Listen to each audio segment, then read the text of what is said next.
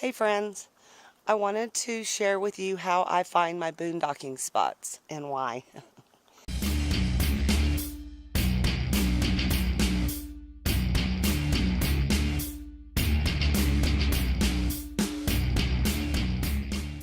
So this is my type of boondocking. This isn't for everybody.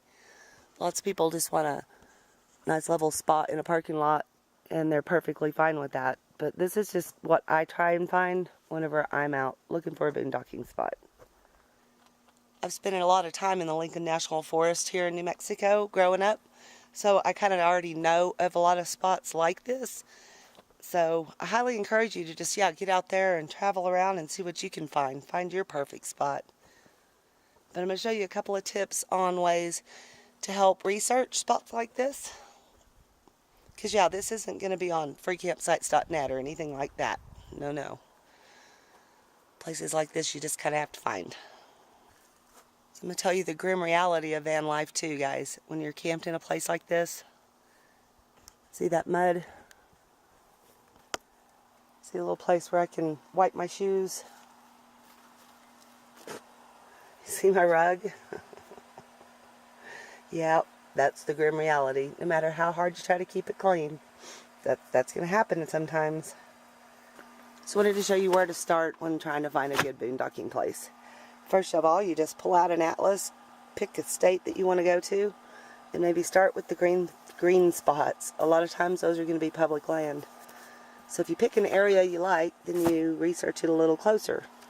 For instance, if we pick the Lincoln National Forest, then you can just go by the Forest Service office and pick up a little map like this. Forest Service maps are very detailed, so for instance, this is the Lincoln National Forest, the Sacramento Ranger District. This is Cloudcroft, and you can see these are all pay campgrounds with the little tents all around it. There's a couple of other ones randomly around, but anywhere in the green is pretty much public land, so you can camp anywhere you want. In this particular forest, there's lots and lots and lots of opportunity. You can also see, though, around a lot of these roads is private property where it turns white there. But when you go off on the dirt roads, secondary roads, there's just tons and tons of places. If you want to take it a little further, you can maybe purchase a book like that. This is mostly the trails.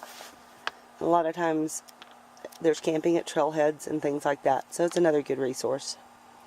Also, I do a lot of hiking, so it's been a very well used book.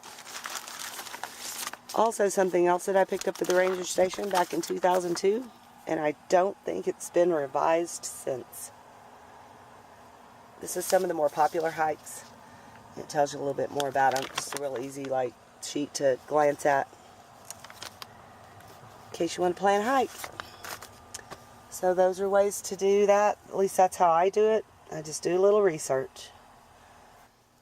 So I do use Google too, and look on the internet, but so a lot of times when you can get to the place where you're going, the local ranger station will have way more information than you're going to be able to find really online.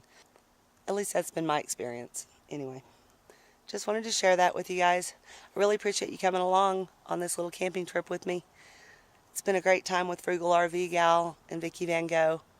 Couldn't think of two nicer people to hang out with, that's for sure. Stay lost, my friends.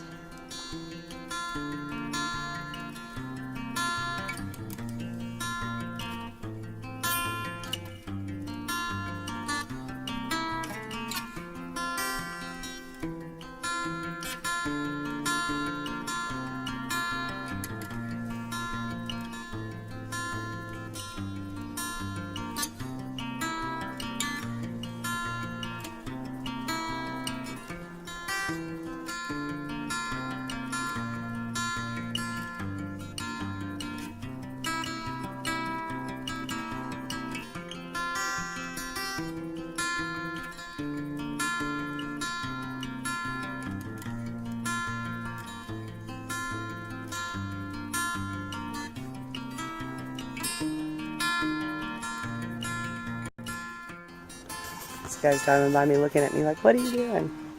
I could ask you the same question, buddy. I'm trying to dry out my hammock. It's not working very well.